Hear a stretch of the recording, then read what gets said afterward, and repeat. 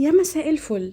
يلا نعمل مع بعض البتنجان المخلل اللي ما بيختلفش عليه اتنين بطريقة حلوة جدا، سهلة وسريعة كمان. هقولك على تركاتي اللي بتطلع معاكي البتنجان زي ما انت شايفة كده، يتاكل لوحده من غير اي حاجة جنبه. بس لو اول مرة تشوفيني من فضلك حطي لايك للفيديو واشتركي في القناة وفعلي جرس التنبيه عشان يوصلك كل جديد مني، وهدخل معاكم في الطريقة على طول. اول حاجة عندي كيلو من البتنجان الصغير ده. كل ما كان البتنجان صغير كل ما بيكون شكله احلى وبيكون لذيذ كده، يعني الواحد ياخد الواحدة يخلصها ما يسيبش منها بواقي. المهم جبت البتنجان عندي غسلته كويس جدا، لان انا ما بغسلهوش تاني. هقولك ليه دلوقتي. غسلت البتنجان كويس جدا، حطيته في مصفى يتصفى، وبعدين بقطع الطرف بتاعه زي ما انت شايفه كده، وبقطع البتنجان من النص لحد الاخر بس من غير ما افصل الجزئين عن بعض. عملت انا كل الكميه اللي عندي بنفس الطريقه. طيب انا ليه بغسل البتنجان الاول كويس جدا وبعدين ما بغسلهوش تاني؟ لازم اصفيه عشان وانا بقليه زي ما انت شايفه كده ما يقعدش يطرطش عليكي. لما بتغسليه بعد ما بيتقطع بيفضل فيه بواقي كده من الميه جوه البتنجان نفسه، وبعدين بيطرطش. لما بتيجي تقليه يعني في الزيت بيطرطش عليكي مهما سبتيه بره يصفي ميته. المهم عندي في طاسه كده فيها شويه من الزيت، مش شرط يكون زيت غزير خالص.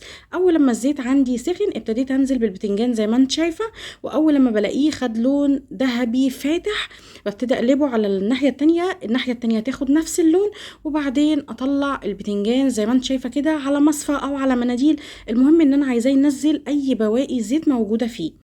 عندي بقى هنا شوية من التوم ده كان حوالي راس متوسطة الحجم كده. وعندي كمان فلفل أحمر وفلفل أخضر وفلفل حراق. أنا بحب البتنجان ده حراق، بس انت لو عندك أطفال طبعا تقدري تستغني عنه زي ما انت عايزة. وكمية الفلفل تكون أزيد من كمية التوم اللي أنا حطيتها. عندي معلقة صغيرة كده من الملح، لو احتجت بعد كده هزود. وعندي كمان معلقة صغيرة من البابريكا.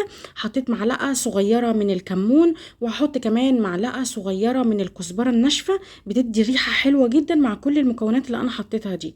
هبتدي اخلط الكلام ده كله عندي في الكبه او في الهون زي ما انت عايزه، وبعدين بقلب كويس جدا. في المرحله دي بظبط الملح بتاعي، وحطيت ربع فنجان كده من الخل، 3 ليمونات كبار. الليمون اللي عندي كان حجمه كبير فحطيت 3.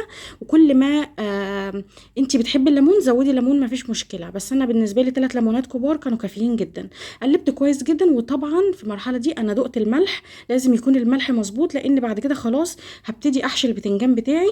انا بعد ما صفيت البتنجان من اي بواقي من الزيت موجوده فيه، ابتديت احطه في الطبق بتاعي بتاع التقديم. وعشان اسهل على نفسي بمعلقه صغيره كده ببتدي افتح البتنجان واحط منه شويه من الخلطه. ملحوظه مهمه جدا، قبل ما تحشي البتنجان بتاعك لازم تدوقي الخلطة، ما يكونش طعم التوم غالب فيها، وما يكونش نكهته قوية قوي فيها. لان لو عملت كده اللي هيجي ياكل من البتنجان هيطلع الحشوة بره البتنجان، لان هي هتكون حامية قوي عليه. جربوه بالطريقة دي وبألف هنا وشفا.